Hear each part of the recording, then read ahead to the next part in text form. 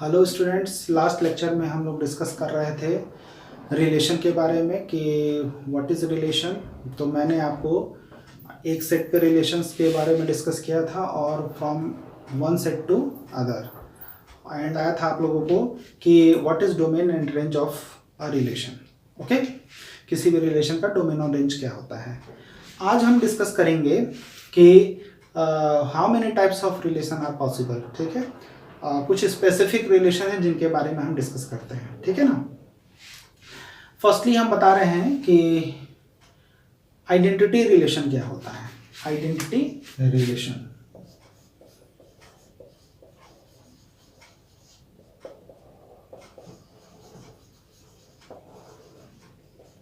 Identity relation ठीक है। सबसे पहले मैं एक छोटा सा एग्जांपल लेता हूं तो उससे आपको इजीली समझ में आ जाएगा।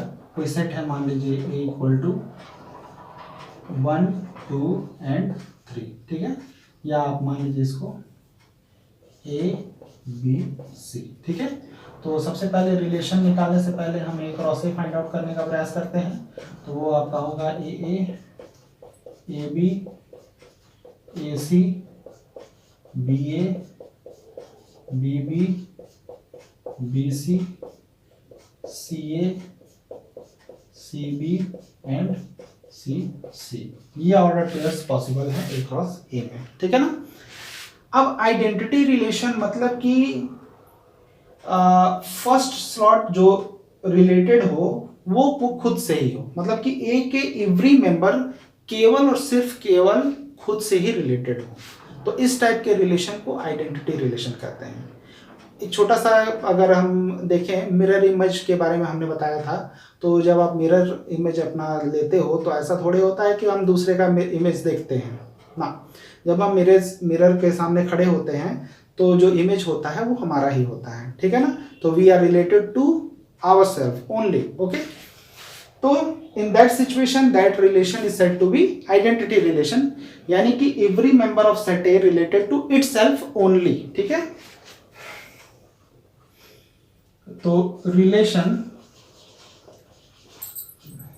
On set A is said to be identity relation if A related to A only, A related to A only। ठीक है, yes, for every A belongs to A। ठीक है, ये इतना होगा। ठीक है, if every member of set A is related to itself only। ठीक है, relation on set A is said to be identity relation if every member of set A is related to itself। ठीक है, आप चाहो तो इसको last में नीचे भी लिख सकते हो इसकी जगह पे। ठीक है ना। ठीक है, यानी कि अगर वन स्टेप में कहने जाए तो for every A belongs to A related to a only. ठीक है, ये एक छोटा सा डिफिनेशन है। ठीक है ना, कि relation on set A is said to be identity relation if every member of set is related to itself. ठीक है, यानी कि अगर हम यहाँ पे देखें तो आइडेंटिटी रिलेशन इस एग्जांपल में वो क्या हो जाएगा, ए बी बी एंड सी सी। ठीक है, और यहां पे वर्ड जो एवरी आया है ना, इसको याद रखना पड़ेगा आपको। यानी कि एवरी मेंबर, ऐसा नहीं है कि हम इसको अगर हम इसे ए को हटा दें या बीबी को हटा दें या सीसी को, इनमें से कोई भी एक अगर हट जाएगा तो उस कंडीशन में आइडेंटिटी रिलेशन नहीं होगा। ओके, यानी कि we will have only one choice, these pairs must lie in the relation। मतलब कि ए बी बी और सी सी तीनों को होना ही होना होगा। ओके, अगर इफ अ सेट ए है 4 member like A B C and D, then A B B C C and D D all 4 pairs must lie in the set, then we say the relation is identity relation। okay, तो ये identity relation आपको समझ में आ गया होगा कि अगर कोई सेट ए दिया रहेगा तो उसी एलिमेंट्स को ले करके जो उसी से जो रिलेटेड होंगे उनका कलेक्शन ले लेंगे सारे मेंबर्स का, तो वो आपको आइडेंटिटी रिलेशन देगा। ओके, अब आता है second, reflexive relation. First identity relation था, फर्स्ट आप लोगों ने पढ़ा, फर्स्ट आइडेंटिटी रिलेशन पढ़ा।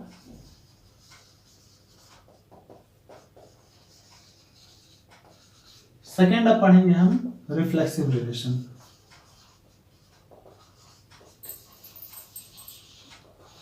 Reflexive relation, what is reflexive relation? ठीक है, हिंदी में उसको स्वतुल्य संबंध कहते हैं। ठीक है, हिंदी में रिफ्लेक्सिव रिलेशन को स्वतुल्य संबंध कहते हैं। ठीक है, तो वही फिर से वही लेते हैं एग्जांपल। तो रिफ्लेक्सिव रिलेशन क्या होता है? ए के उन एलिमेंट्स का कलेक्शन, ए के सारे एलिमेंट्स जो कि खुद से रिलेटेड हो, यहां पे ओनली वर्ड नहीं आएगा। ठीक है, कि वो खुद से ही सिर्फ रिलेटेड हो ना, इसमें ये तीनों तो होने मस्ट है। ठीक है, इसके अलावा इनमें से कोई भी एक हम चूज कर लें या सारे चूज कर लें, कोई दिक्कत की बात नहीं है, तो उसे हम रिफ्लेक्सिव रिलेशन कहेंगे। तो एक छोटा ही सा डिफिनेशन है ये reflexive relation. A relation on set A is said to be reflexive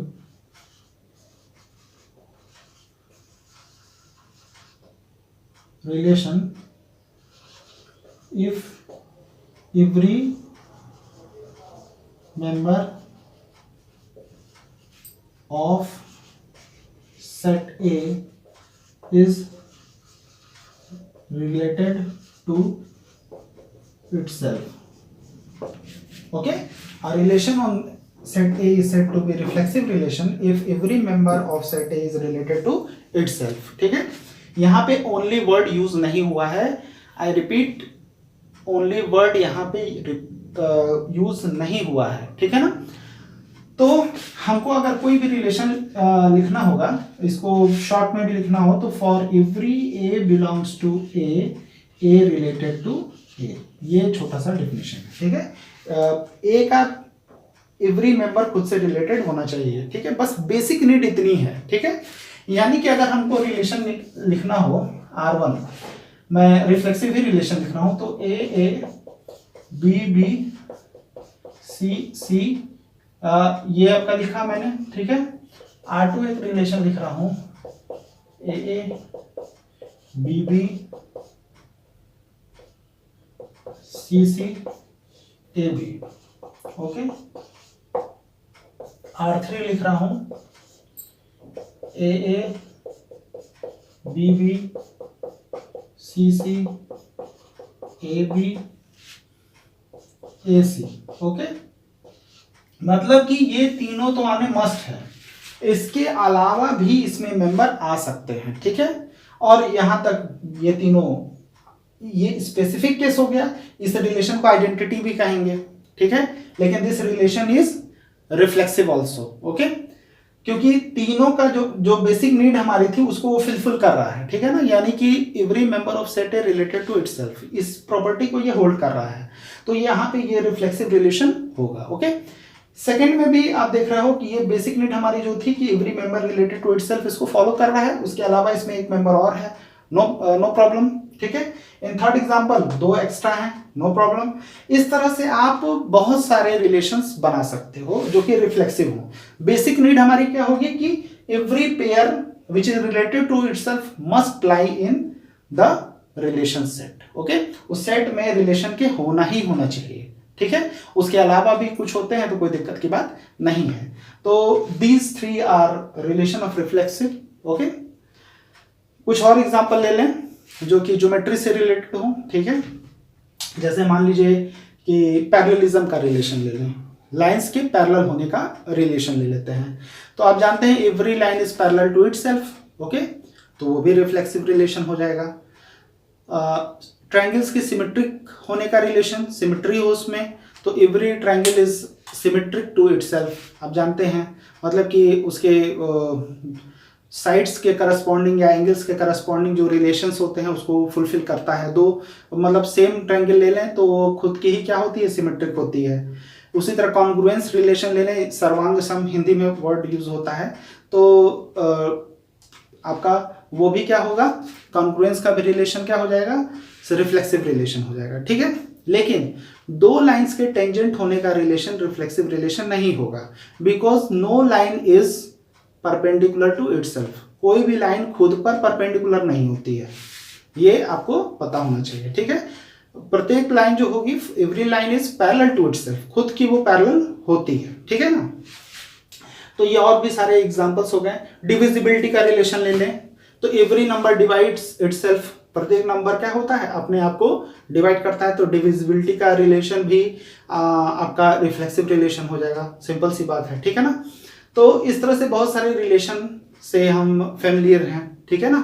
तो और भी सारे आप प्रयास कीजिएगा पता करने का, नेचर से, मैथमेटिक्स में एग्जांपल लेकर के बहुत सारे रिलेशन हो सकते हैं, ठीक है, जो कि रिफ्लेक्सिव रिलेशन हो। कुछ का मैंने आपको एग्जांपल दिया, ठीक है। और कोई भी अगर आपको एक्सेप्ट किया हो और उस पर आपको रिफ्लेक्सिव रिलेशन बनाने के लिए कहे, जो कि एनसीईआरटी में या ग्रेजुएशन में पूछता है कि find out reflexive relation, four reflexive relation, two reflexive relation, तो नो मैटर, करना क्या है आपको, सिंपली आपको जो पेयर्स हैं जिसमें वो खुद से रिलेटेड हो, उन सारे पेयर्स को आप ले लेंगे, एक भी वो एलिमेंट्स उसका छूटना नहीं चाहिए, ठीक है ना। तो इस तरह से हम बहुत सारे रिफ्लेक्सिव रिलेशन बना सकते हैं, ठीक है। अब आते हैं हम सिमेट्रिक रिलेशन। तीसरा है symmetric relation.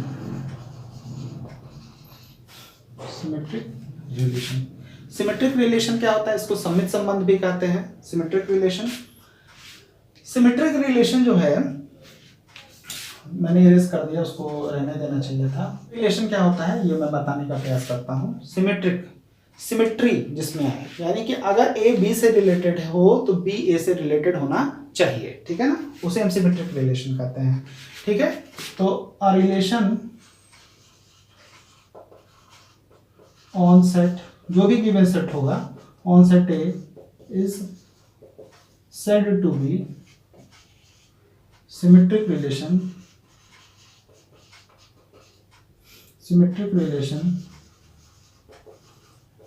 if for every A related to B, this implies B related to A।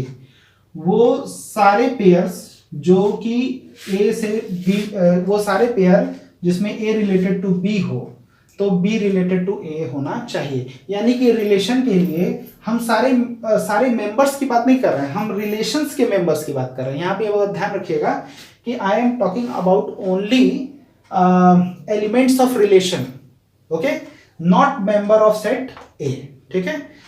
Every pair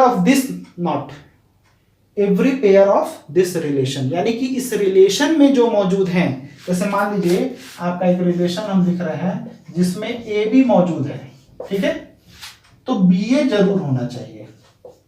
आई बस समझ में, बी ए जरूर होना चाहिए, तो ये आपका सिमेट्रिक रिलेशन हो जाएगा, ठीक है। यानी कि जो भी पेयर, अब कहें कि बी ए R1 में है तो ए बी जरूर होना चाहिए, यानी कि ए बी या बी ए जो भी है तो उसका सिमेट्री जरूर होनी चाहिए उसमें, ठीक है ना, तब हम उसको सिमेट्रिक रिलेशन कहेंगे। अब देखिए ए रिलेटेड टू ए है, इसको ऐसे भी लिख सकते हैं, एक relation A related to B related to A. अब ए को तो दो बार लिखेंगे नहीं, ठीक है ना, A related to A, this A related to A. तो हम जानते हैं सेट में किसी भी पेयर को हम दो बार नहीं लिखते हैं, ठीक है ना। तो यहाँ पे जो पेयर है इसको पलट भी देंगे तो कोई फर्क पड़ने वाला नहीं है, ये सेम वही एलिमेंट शो करेगा, ठीक है ना।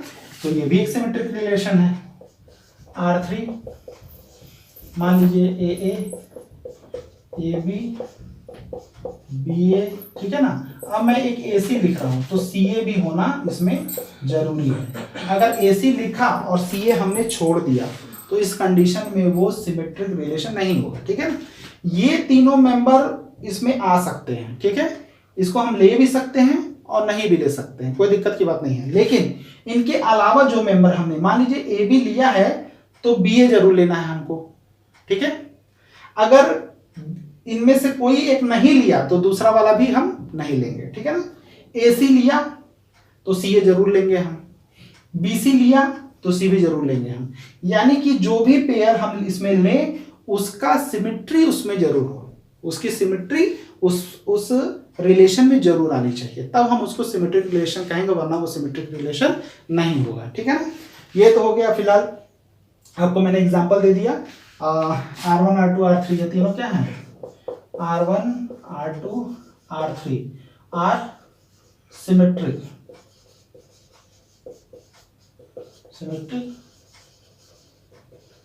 रिलेशन, ठीक है। यहाँ पे एवरी पेयर जो कि every A related to B, जो भी ए रिलेटेड टू बी है तो बी रिलेटेड टू ए होना चाहिए। यहाँ पे ये बात याद रखनी है, हमेशा याद रखिएगा कि इसके मेंबर्स से ये बन तो रहा है, लेकिन इसके सारे मेंबर्स इसमें आ जाए रिलेशन में, ऐसा कोई आवश्यक नहीं है। जैसे यहाँ पे ए बी है तो बी ए है, यहाँ ए बी है, बी ए है, ए सी है, सी ए है, ठीक है ना। लेकिन बहुत सारे पेयर और छूट रहे हैं, ठीक है ना, लेकिन उससे परेशान होने की जरूरत नहीं है। तो रिलेशन में अगर कोई पेयर आता है तो उसकी सिमेट्री उसमें जरूर होनी चाहिए, ये बात बस आपको याद रखनी चाहिए, ठीक है ना। तो ये इससे हमको सिमेट्रिक रिलेशन मिलेगा, ठीक है। अब कोई रिलेशन यदि आपको बनाना है तो आप क्या करेंगे, इन तीनों में से किसी एक को ले भी लें, नहीं भी लें, कोई पॉसिबिलिटी, कोई दिक्कत की बात नहीं है। यानी कि these three have the two choices. मैं चॉइस इसलिए यहाँ पे बता रहा हूं क्योंकि मैं काउंट करना भी बताऊंगा कि कितने रिफ्लेक्सिव होते हैं, कितने सिमेट्रिक रिलेशन होते हैं, ये भी सब हम काउंट करेंगे, ओके। तो यहाँ पे आप देख रहे हो कि इनमें से तीनों में से किसी को ले भी सकते हो, नहीं ले सकते हो, यानी कि प्रत्येक की पॉसिबिलिटी 2 है, प्रत्येक की पॉसिबिलिटी 2 है। और इस पेयर में ए अगर बी से रिलेटेड अगर मिला तो बी ए जरूर होना चाहिए, यानी कि इसको एक चॉइस मानेंगे हम, इसको एक चॉइस, ठीक है। अगर कोई एक नहीं है तो दूसरा भी नहीं होगा, ठीक है ना। यानी कि हम इस पेयर को, इस कोई भी रिलेशन लिखते समय इस पेयर को ले भी सकते हैं और नहीं भी ले सकते हैं, ठीक है। यानी कि इसकी भी 2 चॉइस, इसको भी ले भी सकते हैं और नहीं भी ले सकते हैं, इसकी भी 2 चॉइस, ए सी और सी ए की। उसी तरह बी सी और सी बी की भी 2 चॉइसेस होंगी, उसको ले भी सकते हैं, नहीं भी ले सकते हैं, ठीक है ना।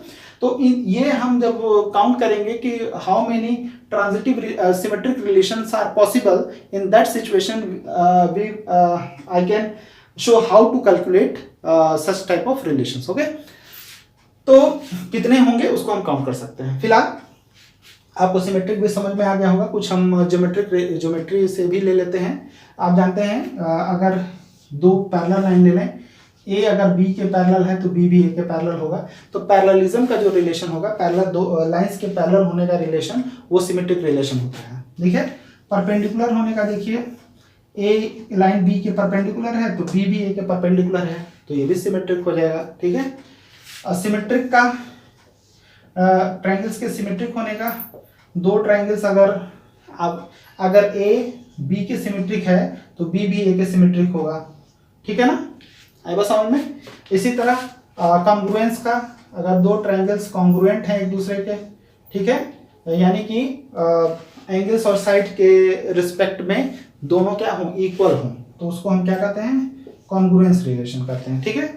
तो इसमें आप देख रहे हो कि दोनों के साइड से और एंगल्स दोनों ही हैं, कई तरीके होते हैं फाइंड आउट करने के। साइड एंगल साइड का ले लेते हैं, साइड का ले लेते हैं, ठीक है ना, तमाम ऑप्शंस होते हैं, तो 3 तरीके आपको जानने भी चाहिए।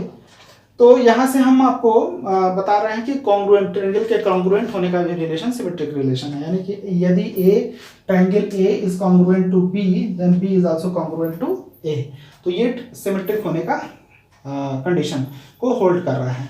तो पैरेललिज्म का, परपेंडिकुलरिटी का, सिमिलरिटी का और कॉन्ग्रुएंस का, सिमिलरिटी और कॉन्ग्रुएंस भी आपके सिमेट्रिक रिलेशन होते हैं, ठीक है। ट्रांजिटिव रिलेशन,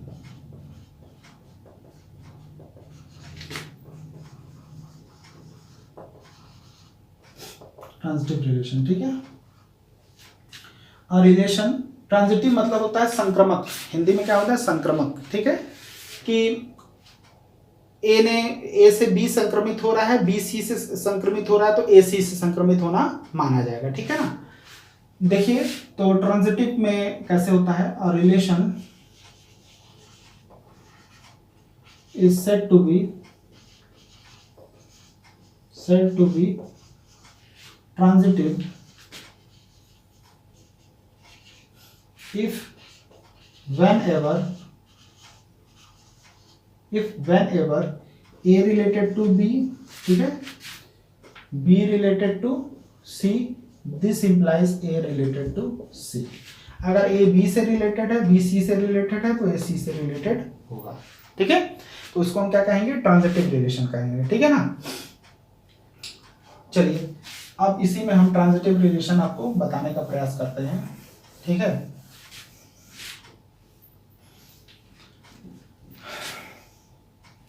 R1 रिलेशन लिख रहे हैं, देखिए मैंने लिखा A related to, A B से है, B C से है, तो AC होना इसमें जरूरी है।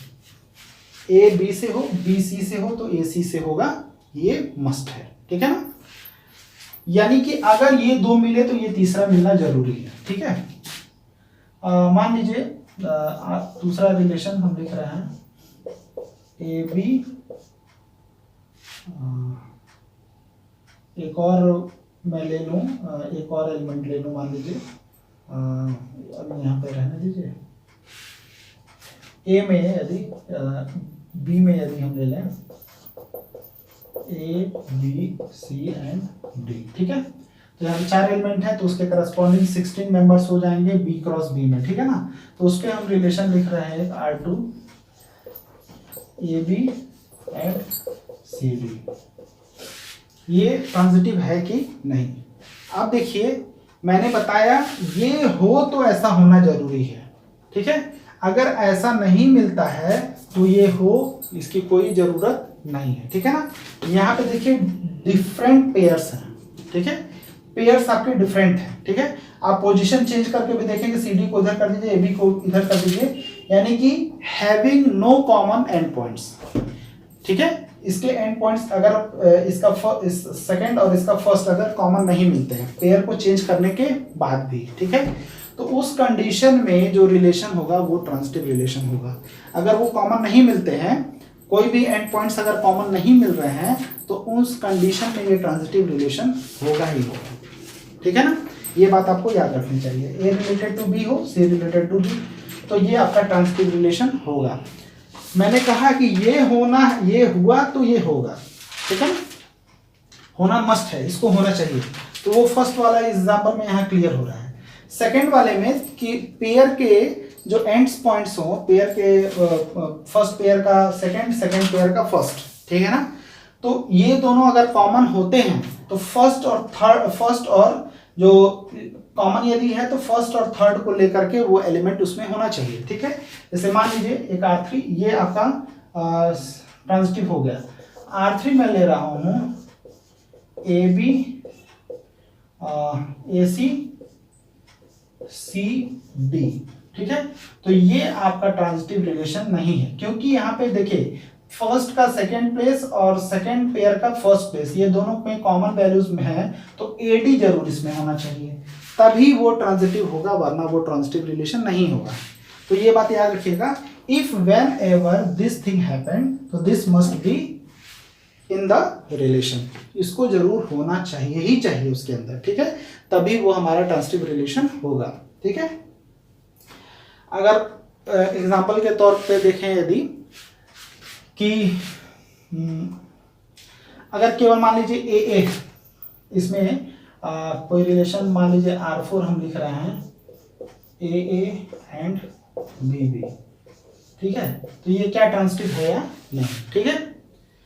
तो इस केस में आप सोच सकते हैं ऐसे, इसको 2 बार लिख लीजिए पेयर को, ए फिर ए, तो देख रहे हैं ये दोनों कॉमन हो रहा है, तो ए इस सेट में है, ठीक है ना।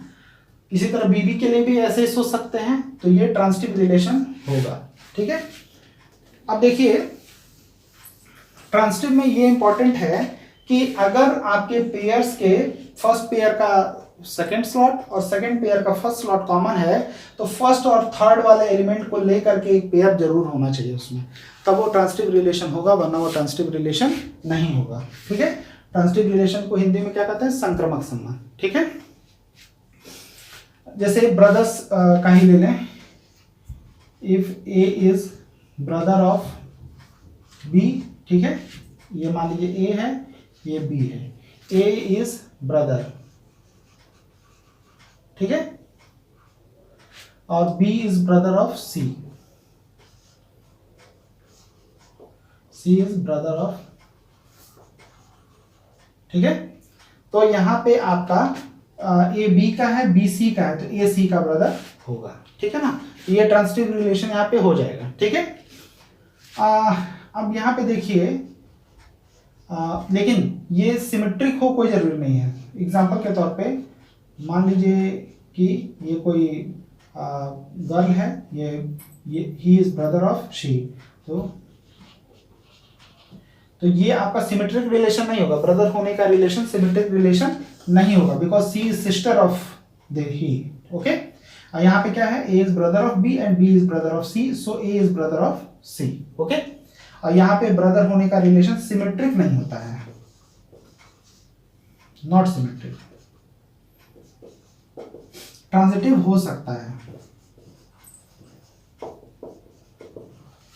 ट्रांजिटिव हो सकता है। ठीक है ना, यहां ये बात आप लोग याद रखेंगे। ठीक है, तो ट्रांजिटिव रिलेशन में पेयर का, अब जैसे मान लीजिए कि आपके पास यहाँ पे डिफरेंट, यहाँ पे पेयर्स जो हैं वो खुद से रिलेटेड वाले हैं, तो वो इसमें आएंगे, आ भी सकते हैं, नहीं भी आ सकते हैं, तो ये बात ध्यान रखिएगा ट्रांजिटिव में कि केस में कि पेयर्स आ भी सकते हैं और नहीं भी आ सकते हैं। लेकिन यदि आपको दो कॉमन एंड पॉइंट, यानी कि पहले का पेयर का सेकंड वाला, सेकंड के फर्स्ट वाला, अगर वो कॉमन मिल जाता है, तो फर्स्ट और थर्ड से रिलेटेड होने वाला एक पेयर जरूर उस रिलेशन में होना चाहिए।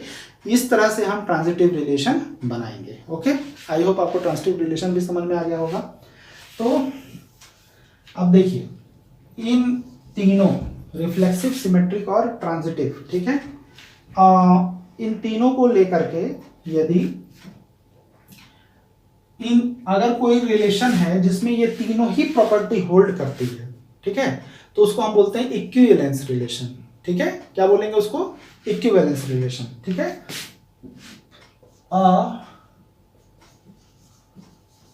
Relation on set A is said to be equivalence relation if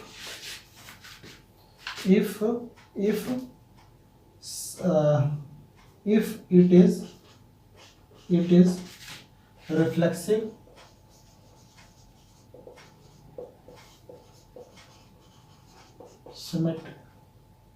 symmetric and transitive।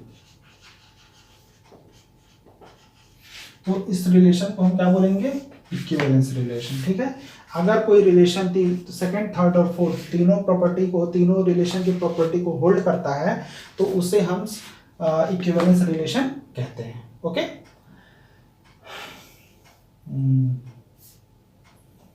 और इक्विवेलेंस रिलेशन बहुत ही इंपॉर्टेंट रोल प्ले करता है। ठीक है ना, मान लीजिए कोई एक सेट है, मान लीजिए पैरेलल रिलेशन का ही सेट है, ये है,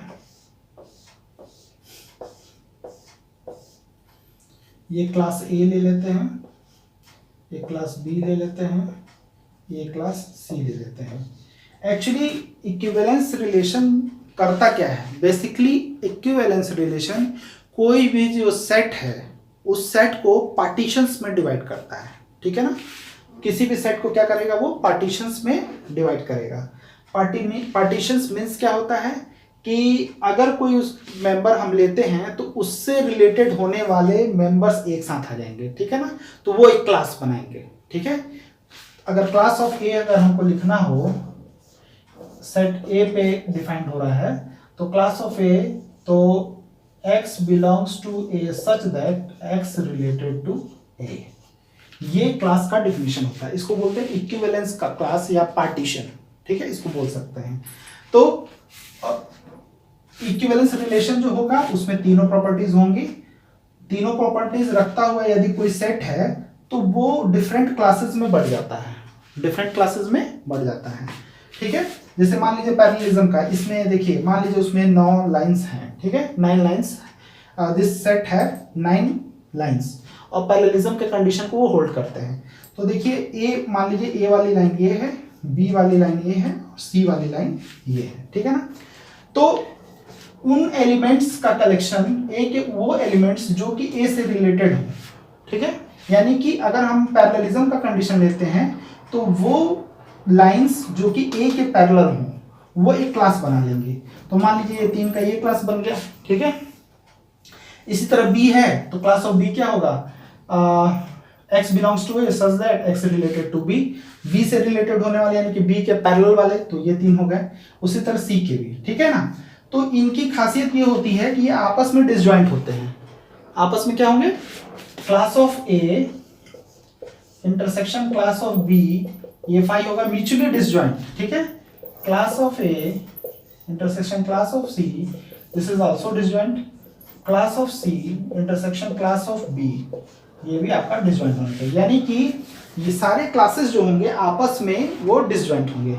लेकिन सभी का यूनियन, यदि ये सेट S है तो class of A union class of B union class of C, ये क्या आ जाएगा आपका S के बराबर आ जाएगा, ठीक है। क्योंकि क्लास ऑफ ए में ये 3 मेंबर होंगे, क्लास ऑफ बी में ये 3 मेंबर, क्लास ऑफ सी में ये 3 मेंबर, ठीक है ना। तो वो आपस में बराबर हो जाएंगे।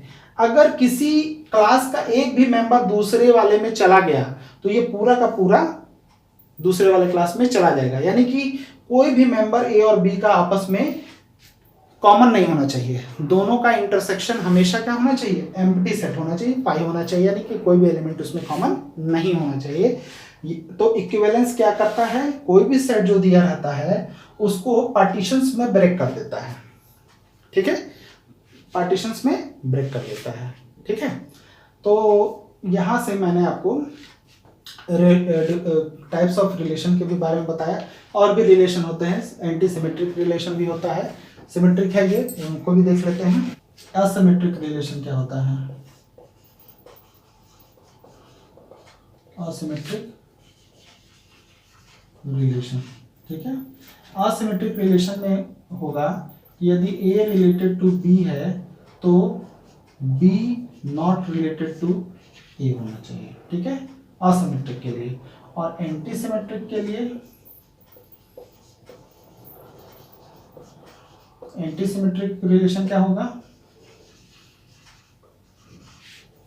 एंटी सिमेट्रिक में यदि A रिलेटेड टू B है और B रिलेटेड टू A है तो A और B आपस में बराबर होगा, ये एंटी सिमेट्रिक रिलेशन होता है, ठीक है।